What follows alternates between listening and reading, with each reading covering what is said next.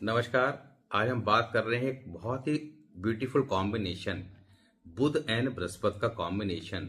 Mercury and Jupiter both are the biggest enemy, but ये एक प्रकार का राजयोग भी कुंडली बनाता है। किन हाउसेस में बनाता है, किन हाउसेस में खराब फल देता है, अगर ये कॉम्बिनेशन कुंडली में कहीं भी हो तो कुछ कॉमन रिजल्ट जो सभी को देखने को मिलेंगे उसके बारे में बात करेंगे। साथ ही कुंडली के 12 हाउसेस, 12 घर में अलग अलग इनके प्लेस होने की कंडीशन पे भी बात करेंगे।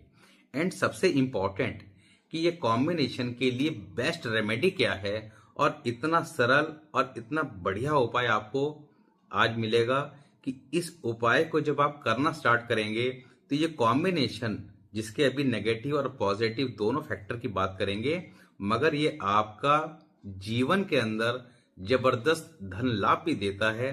तो ये जो उपाय है दैट इज वेरी सिंपल, इसकी बात हम आगे करेंगे।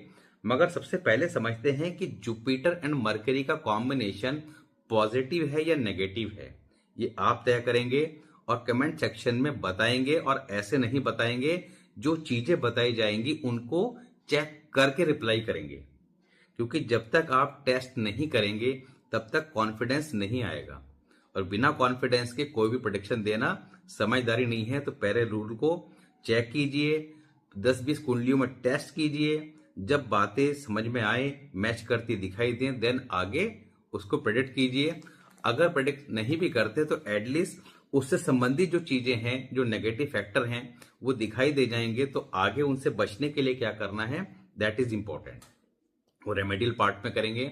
रेमेडी भी दो तरह की करेंगे। एक इसकी कॉमन रेमेडी क्या है जो सभी को करनी है, दूसरा हाउसेस के अकॉर्डिंग, यानी कि फर्स्ट हाउस में अगर कॉम्बिनेशन है तो क्या करना है, सेकंड हाउस में तो क्या करना है, थर्ड हाउस में तो क्या करना है। तो ये कॉम्बिनेशन को अच्छा कैसे करना है, तो कुंडली के अंदर नॉर्मली ये कॉम्बिनेशन सेकंड हाउस और फोर्थ हाउस में अगर हो तो ये काफी ज्यादा शुभ माना जाता है, एक प्रकार का राजयोग कुंडली में क्रिएट करता है। मगर ये कॉम्बिनेशन पॉजिटिव रिजल्ट कॉमनली क्या देता है, कॉमनली मतलब कि अगर कुंडली के अंदर कहीं भी प्लेस्ड है तो इसके कॉमन रिजल्ट क्या मिलेंगे। तो बुध क्या है, बुद्धि का कारक, बृहस्पति क्या है, ज्ञान का कारक। अगर दोनों मिल जाएंगे, बेशक शत्रु हो, तो ऐसा व्यक्ति निश्चित तौर पर इंटेलिजेंट होगा, बुद्धिमान होगा, ज्ञानवान होगा, इसमें किसी प्रकार का डाउट नहीं। बुध बृहस्पति के कॉम्बिनेशन में बुध और शत्रु, बुध जैसे कि आपको पता है कि जुपिटर का एनिमी है, तो बुध और बृहस्पति के कॉम्बिनेशन में मरकरी जो है, बुध जो है वो ज्यादा पावरफुल हो जाता है, जुपिटर कहीं ना कहीं वीक हो जाता है।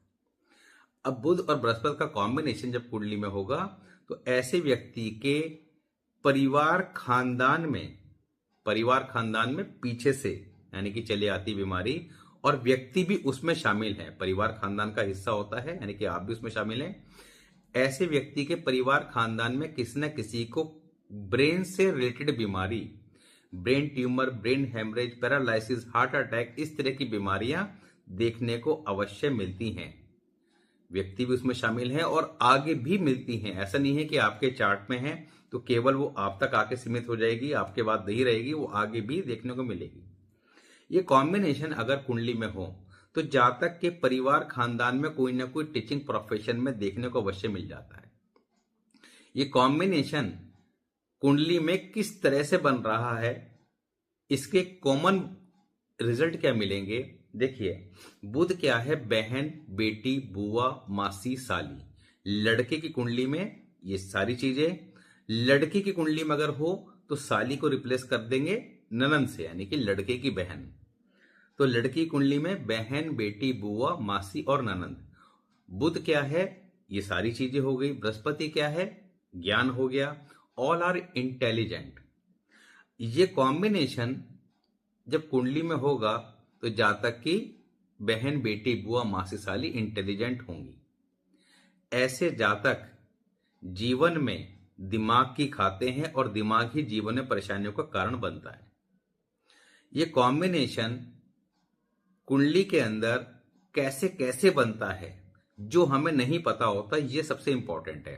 और अब जो बताने जा रहे हैं उसको आपने टेस्ट जरूर ही करना है। टेस्ट कीजिएगा, देन आप उसका रिप्लाई कीजिएगा। देखिए, नॉर्मली हमें क्या पता है कि बुध और बृहस्पति का कॉम्बिनेशन की बात कर रहे हैं, ये दोनों कुंडली में कहीं बैठे हो, एक साथ बैठे हो, ठीक है, बनता है। मगर अगर ये एक दूसरे की राशियों में भी बैठे हैं, जैसे मरकरी बैठा है आपका 9 नंबर की राशि में, मरकरी बैठा है आपका जुपिटर की सेकंड राशि क्या होती है, मीन राशि, तब भी आप इनडायरेक्टली बुध बृहस्पति का कॉम्बिनेशन मान के चलेंगे और जो बातें अभी बताई हैं वो बातें तब भी अप्लाई होंगी। इसी प्रकार जुपिटर अगर मरकरी की राशि में बैठ जाए, मरकरी की राशि कौन सी है, मिथुन राशि और कन्या राशि, तब भी सेम कंडीशन अप्लाई होगी। ये दोनों दृष्टि से अगर कनेक्शन बना रहे हैं एक दूसरे से, तब भी ये रूल अप्लाई होंगे। ये दोनों एक दूसरे के हाउसेस में बैठ जाएं। अब हाउसेस की बात करें तो यहां पर जब हम कालपुरुष कुंडली की बात करते हैं तो आपको पता है कि जुपिटर के पास 5 डिपार्टमेंट हैं और 5 डिपार्टमेंट में स्पेशली 4 जो हैं, second house, 5th house, 9th house, 12th house, इन पे जुपिटर का ज्यादा कंट्रोल रहता है क्योंकि 11th हाउस के कारक हैं, मगर वहां पे सैटर्न का कंट्रोल रहता है। तो यहां पर जब ये कॉम्बिनेशन कुंडली के अंदर बना होता है, मरकरी सेकंड हाउस में हो या 5th हाउस में हो या 9th हाउस में हो या 12th हाउस में, तब भी जुपिटर से कनेक्शन बनाएंगे और यही सारी बातें जो अभी बताई हैं तब भी देखने को मिलेंगी। इसी प्रकार जुपिटर मरकरी के हाउसेस, मरकरी के नेचुरल हाउसेस कौन से हैं उसको समझना है। राशि की तो हमने बात कर ही ली, मगर नेचुरल मरकरी के हाउसेस कौन से हैं, 3rd हाउस और 6th हाउस। कालपुरुष कुंडली के अकॉर्डिंग वहां पे 3 नंबर की राशि आती है, यहाँ पर 6 नंबर की राशि, तो इनमें भी अगर जुपिटर बैठ जाएगा तो यहां पर इस तरह के आपको रिजल्ट देखने को मिलेंगे। अब यहां पर सबसे इंपॉर्टेंट क्या है कि ये कॉम्बिनेशन कुंडली में बना हो, तो इसके लिए कौन सा उपाय ऐसा किया जाए जिससे कि ये कॉम्बिनेशन अशुभ से शुभ में कन्वर्ट हो जाए। क्योंकि किसी भी कॉम्बिनेशन को देखने के लिए बहुत सारी चीजें होती हैं, मगर हमारा आज के वीडियो में बात करने का पर्पज ये है कि आपकी कुंडली में कोई भी कॉम्बिनेशन बना हो, उसके बेस्ट रिजल्ट कैसे लेने हैं, उसके नेगेटिविटी को खत्म कैसे करना है। क्योंकि हम अगर समय रहते नहीं समझते और जो प्रॉब्लम्स बताइए जब ये लाइफ में आती हैं तो पूरी लाइफ को डिस्ट्रॉय कर देती है। क्योंकि आप समझ गए ये बीमारियां कैसी हैं, किस तरह के इफेक्ट देती हैं, तो यहाँ पर काफी ज्यादा चैलेंजेस लाइफ में आ जाते हैं। अब ये कॉम्बिनेशन के लिए एक कॉमन रेमेडी क्या है उसके लास्ट में बात करेंगे। अभी हाउसेस के अकॉर्डिंग बात करते हैं और पर्पस क्या है हाउसेस के अकॉर्डिंग बात करने का, कि आपकी कुंडली बना हुआ हो तो आपने उसको समय रहते समझ लिया। समय रहते क्यों कहते हैं, क्योंकि लगन कुंडली में कोई कॉम्बिनेशन अच्छा है या खराब है तो वो अपने इवेंट्स कब देगा, अपनी दशा में, अपनी अंतर दशा में, वर्ष फल में, साथ ही जो प्लेनेट के आपकी अपनी एज होती हैं उनके कैलकुलेशन अलग से बताई जाती है। तो वो उस कैलकुलेशन को हमने पहले भी डिस्कस किया है कि 2 प्लेनेट हों तो उनकी कैलकुलेशन कैसे निकालनी है। यहां पर आज बात करने का पर्पस क्या है कि ये कॉम्बिनेशन कुंडली के 12 घरों में कहीं भी है तो आपने उसके अकॉर्डिंग रेमेडी क्या करनी है। जब ये बात करते हैं रेमेडी की, तो कुंडली के अगर ये 1st हाउस में है, लगन में है, तब क्या करना है। तो ऐसा व्यक्ति निश्चित तौर पर इंटेलिजेंट होगा, बुद्धिमान होगा, ज्ञानवान होगा।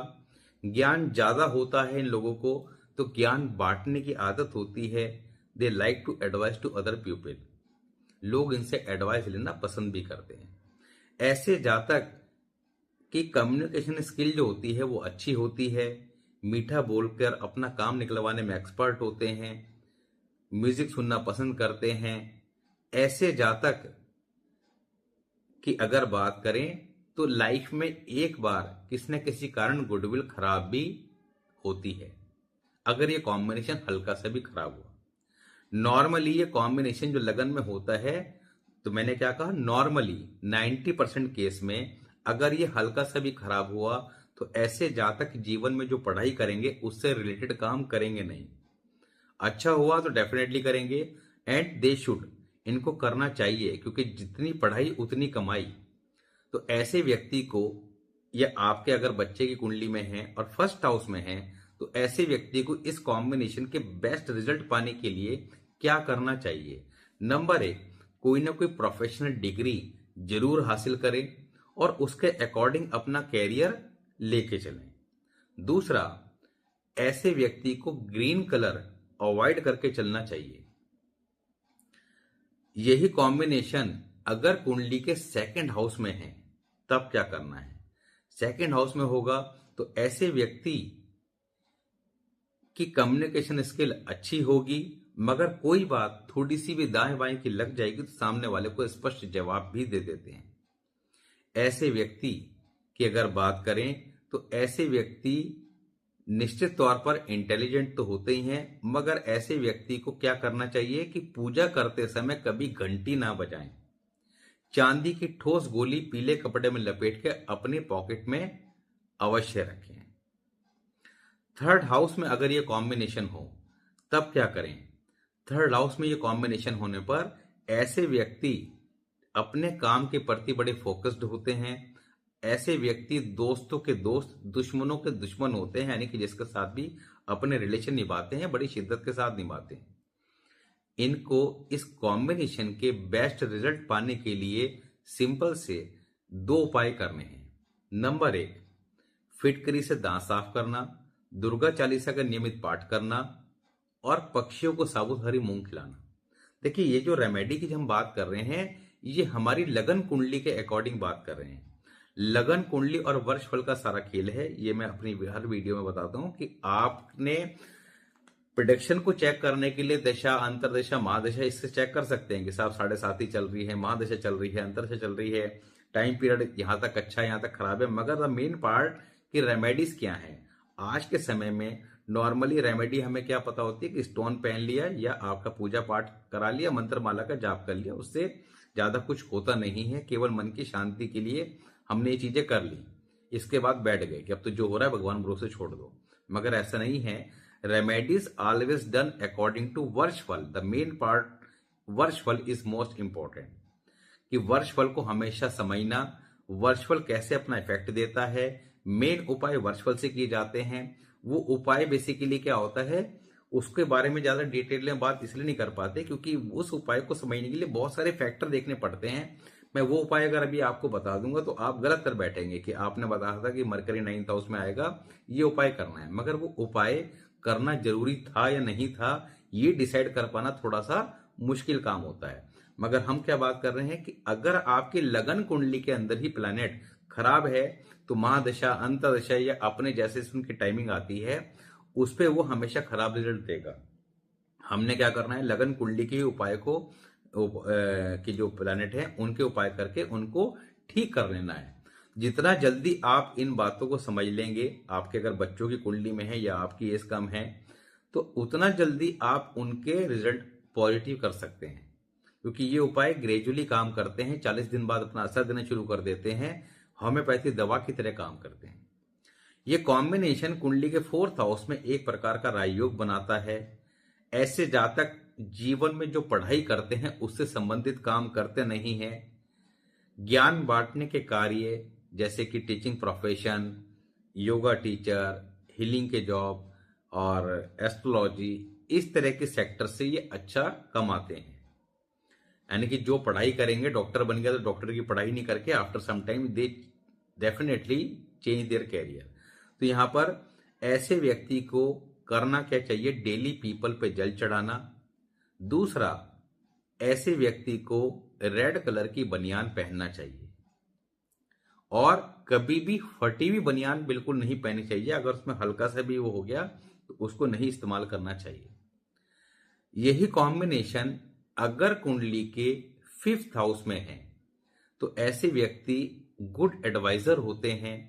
इनके दिमाग में हमेशा चलता है कि सोर्स ऑफ अर्निंग जीवन में 2-3 होने चाहिए, पैसा 1-2 जगह से आना बंद हो जाए तो बाकी जगह से बैलेंस बना रहे। ऐसे व्यक्ति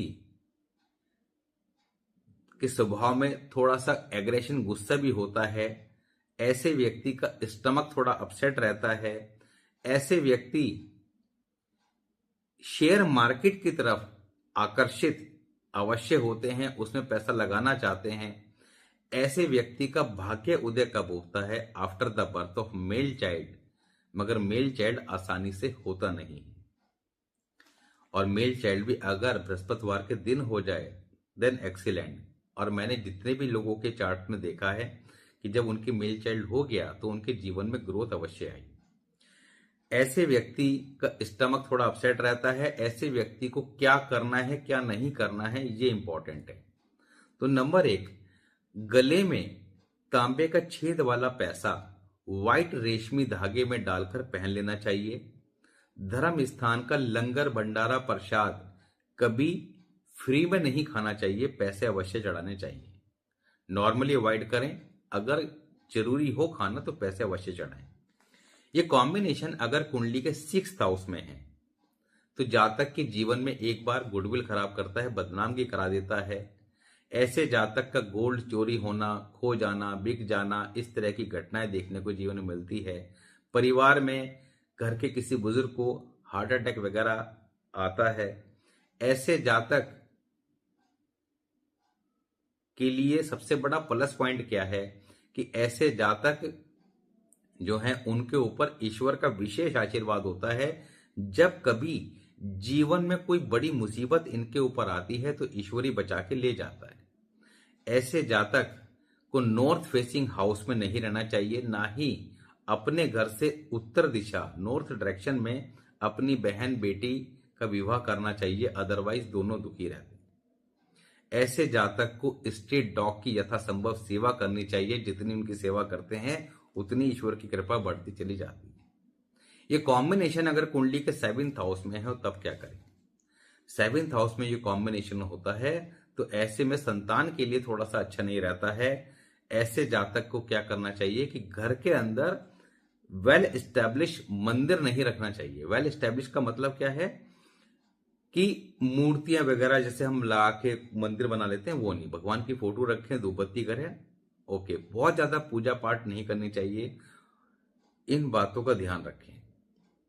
ऐसे व्यक्ति को काली गाय की सेवा अवश्य करते रहनी चाहिए। आजीवन करें तो बहुत ही बढ़िया रिजल्ट मिलते हैं। ये कॉम्बिनेशन अगर कुंडली के 8th हाउस में हो तब क्या करें? 8th हाउस में कॉम्बिनेशन होगा तो ऐसे जातक के ऊपर ईश्वर की विशेष कृपा होती है। बड़े दानी स्वभाव के होते हैं। ईश्वर की कृपा होने के कारण जब कभी मुसीबत इनके ऊपर आती है तो ईश्वर बचा के ले जाता है। ऐसे जातक की अगर बात करें तो ऐसे जातक को गले में गोल्ड चेन अवश्य पहननी चाहिए। अगर बच्चा है तो उसको रेशमी पीला धागा आप पहना सकते हैं। ये कॉम्बिनेशन अगर कुंडली के 9th हाउस में हो तब क्या करें? ऐसे में डेली गंगा जल अपने ऊपर अवश्य छिड़कें। घर के अंदर जो मंदिर का स्थान है इनके यहाँ कॉर्नर में मिल जाता है, जबकि कॉर्नर में रखना नहीं चाहिए। ऐसे व्यक्ति को कभी गोल्ड का दान नहीं करना चाहिए। किसी को गिफ्ट करना, ये सब काम, ये धार्मिक पुस्तकें, ये गिफ्ट नहीं करनी चाहिए। ऐसे व्यक्ति को कोई भी कपड़ा बिना धुला नहीं पहनना चाहिए। या तो धो के पहने नया कपड़ा है, अगर धो के नहीं पहन सकते तो गंगा जल ही छिड़क दें। ये कॉम्बिनेशन अगर कुंडली के 10th हाउस में हो, अच्छा 9th हाउस में इस कॉम्बिनेशन की एक खास बात और होती है कि this people are obedient child, they always take care of their parents. अपने माता पिता का आजीवन ध्यान रखने वाले। लड़के के हो तो, लड़की के हो तो। अब लड़की के होगा तो आप कहेंगे वो तो सब दूर चली जाएगी। वो कहीं भी रह ले, लड़का लड़की दोनों ही कहीं भी रह लें, मगर अपने माता पिता की चिंता इनको सदैव सताती है। नॉर्मली कुंडली में अगर अन्य कोई दूसरे योग ना हो तो नॉर्मली पिता का कहना मानने वाले होते हैं। 10th हाउस में अगर ये कॉम्बिनेशन हो तो ऐसे जातक खाने पीने के बड़े शौकीन होते हैं। जुबान का चस्का बहुत होता है, इस पे कंट्रोल रखना चाहिए। मदिरा मांस का सेवन अवॉइड करना चाहिए। ऐसे जातक को एक बीमारी होती है दूसरों का भला करने की, और जितना दूसरों का भला करते हैं उतना जीवन में दुखी रहते हैं। अब 10th हाउस में ये कॉम्बिनेशन है तो इसमें इसके शुभ परिणाम पाने के लिए क्या करना है? सर पे कभी भी कोई टोपी या कैप पहने तो व्हाइट कलर की पहने या रेड कलर की पहने। दूसरा, मदिरा मांस का सेवन ना करें। तीसरा, गले में गोल्ड चेन ना पहने और पीले रंग के कपड़े अवॉइड करें। 11th हाउस में अगर ये कॉम्बिनेशन है तब क्या करें? ऐसे जातक को अपने पिता के हमेशा साथ रहना चाहिए। पिता के साथ रहने से जातक जीवन में तरक्की करता है, उसका कॉन्फिडेंस लेवल बड़ा अप रहता है। These people normally love to do business in their life. ये अपने जीवन में व्यापार करना ज्यादा पसंद करते हैं। इनको कभी किसी साधु फकीर सन्यासी से किसी प्रकार का कोई धागा ताबी नहीं लेना चाहिए। और तांबे का छेद वाला पैसा गोल्ड चेन या रेशमी पीले धागे में पहनकर अपने गले में रखना चाहिए। माथे पे केसर का तिलक अवश्य लगाएं। 12th हाउस में ये कॉम्बिनेशन हो तब क्या करें? ऐसे जातक नॉर्मली एक्सपेंसिव इन नेचर होते हैं। इनको सामान लाने बाहर भेजो तो ज्यादा क्वांटिटी में लेके आते हैं। And they should expense. If they expense the money will come more, if they not expense the money will not come. पैसे का जो फ्लो है वो कम हो जाएगा। ऐसे जातक जिद्दी स्वभाव के होते हैं। दिमाग में अच्छी या बुरी बात कोई बैठ जाए तो अपनी बात पर टिके रहते हैं, या ये कह लीजिए कि सुनते सबकी हैं, करते अपने मन की हैं और जीवन में रॉन्ग डिसीजन लेने के कारण नुकसान उठाते हैं। ऐसे जातक को क्या नहीं करना चाहिए? घर की छत पर किसी प्रकार के पौधे नहीं लगाने चाहिए। दूसरा, 12th हाउस के अंदर नॉर्मली ये कॉम्बिनेशन अच्छा होता है। घर की छत पे पेड़ पौधे ना लगाएं। घर के अंदर धार्मिक किताबें को जो हो उन पे डस्ट नहीं होनी चाहिए। घर में किसी प्रकार के जाले नहीं होने चाहिए। गले में किसी प्रकार की माला नहीं पहननी। गोल्ड चेन पहने या रेशमी पीला धागा पहने। माथे पे, कानों पे, गले पे, नाभि पर, हाथ धोकर जीवा पर हल्दी या केसर का तिलक लगाना बहुत ही ज्यादा शुभ परिणाम देता है।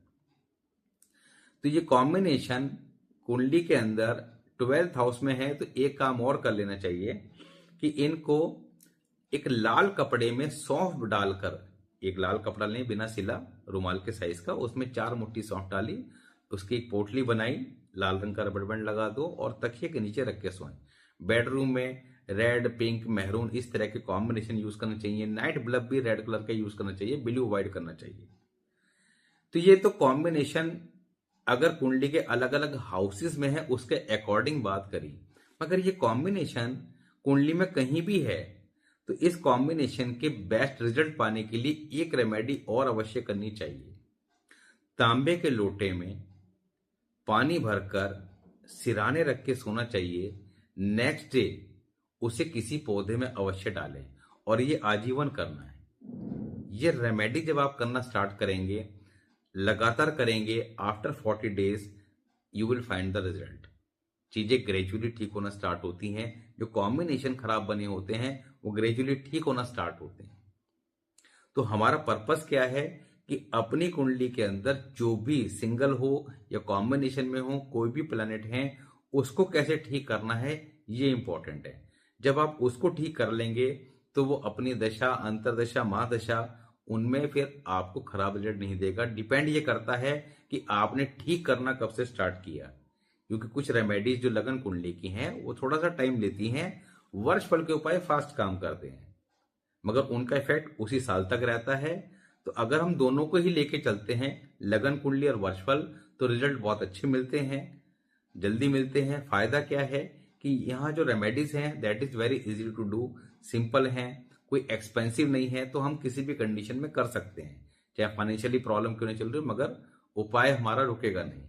कोई खर्चे वाला अगर काम बता दें तो वहां क्या होता है, हमें सोचना पड़ जाता है कि साहब ये पूजा पाठ बता दी 50,000 खर्चा है, तो जब पैसे आएंगे तब कराएंगे। ये स्टोन बता दिया तो 1 लाख रुपए का है, तो जब होगा तब देखेंगे। मगर यहाँ पर remedies are very easy to do, मगर काम भी करती हैं और उनसे ज्यादा करती हैं। तो इसी प्रकार कॉम्बिनेशन को समझना है। नेक्स्ट कॉम्बिनेशन क्या लेना है उसके बारे में आप कमेंट बॉक्स में बताइएगा। निश्चित तौर पर उसको लेने का प्रयास करेंगे। जय श्री।